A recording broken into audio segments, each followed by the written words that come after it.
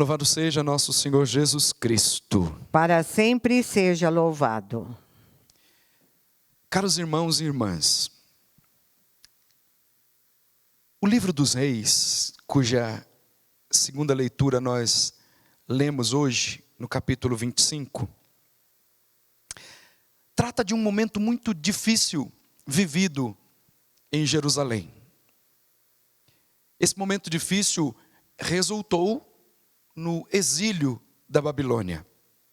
Mas quais foram os caminhos percorridos pelo povo de Jerusalém que fez com que Jerusalém fosse invadida, saqueada, profanada e os melhores homens e as melhores mulheres levados como escravos, cativos no exílio da Babilônia?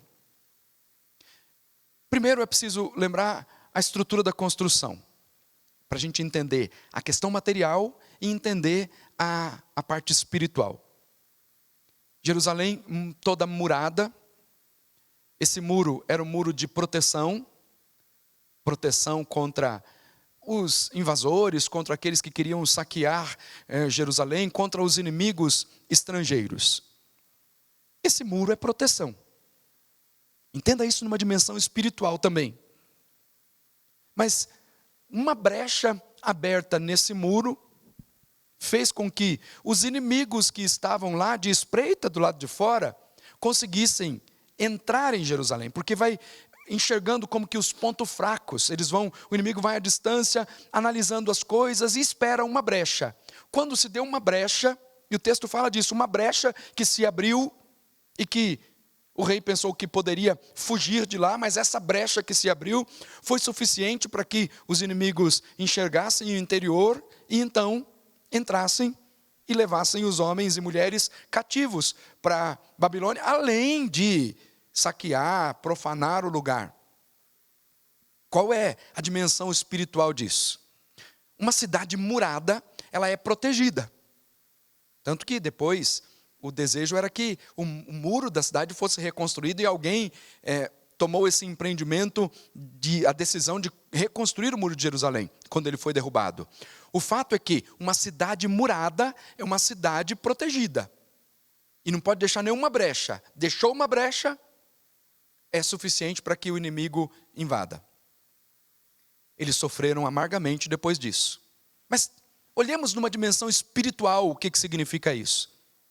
Quando nós abrimos brechas na nossa vida espiritual, e quais são as brechas que se abrem, que fazem com que o inimigo avance e tentando nos fazer escravos, porque um dia libertos, não queiramos voltar a ser escravos. Mas quais são as brechas que o inimigo fica observando para tentar invadir a nossa vida e nos jogar de novo na escravidão? A primeira delas é a questão do pecado. Ceder às tentações. São brechas que se abrem na vida espiritual e que faz com que o homem volte na escravidão. As tentações estão à nossa frente. Ceder à tentação é uma brecha que se abre e que faz com que nos afastemos de Deus e voltemos à escravidão. Segunda brecha, deixar de rezar. Quando a gente deixa de ter uma prática de oração, é como se dissesse assim, olha, bom, hoje eu não rezei, deu tudo certo. Amanhã eu não rezo de novo, deu tudo certo. Terceiro dia eu não rezo de novo, deu tudo certo, está tudo indo bem. Parece que está tudo indo bem. Mas essa falta de oração vai promovendo um afastamento de Deus. Não que Deus se afaste de nós, mas nós vamos nos afastando de Deus. Sem ter contato com Deus, que é uma pessoa, que é o nosso amigo, nós vamos nos afastando dele se não tem vida de oração. É uma brecha que se abre e que é o lugar que o inimigo fica olhando para então tentar derrubar.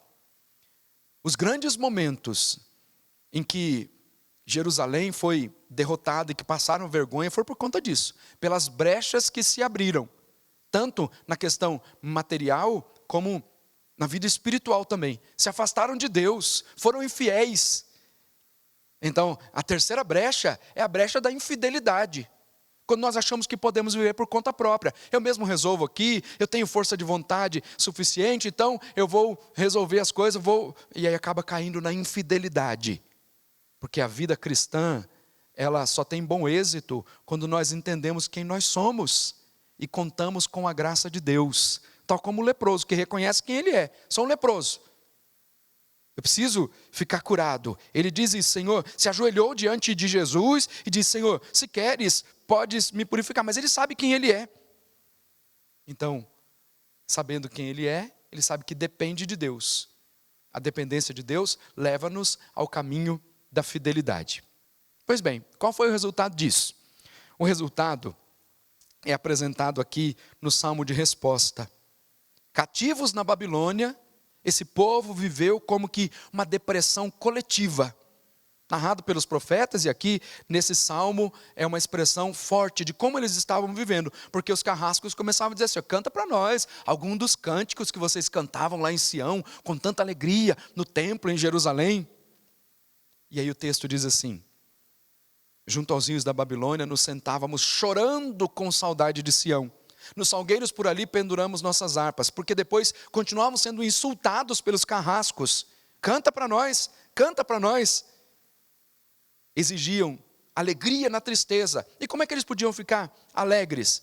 Longe do templo, longe de Jerusalém, carregando o peso da infidelidade, e tomaram uma decisão.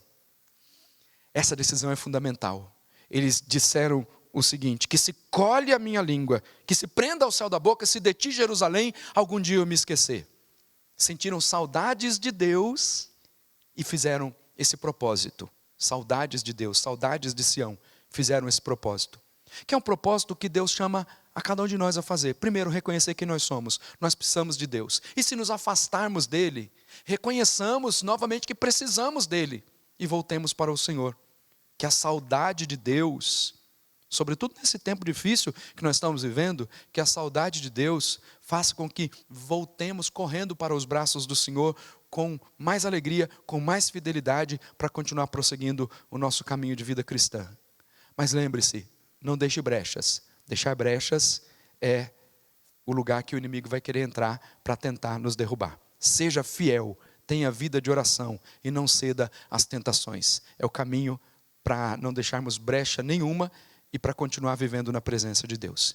Que Ele nos guarde, nos ilumine e que na força do Espírito Santo não nos afastemos dele. Assim seja, em nome do Pai, do Filho e do Espírito Santo. Amém.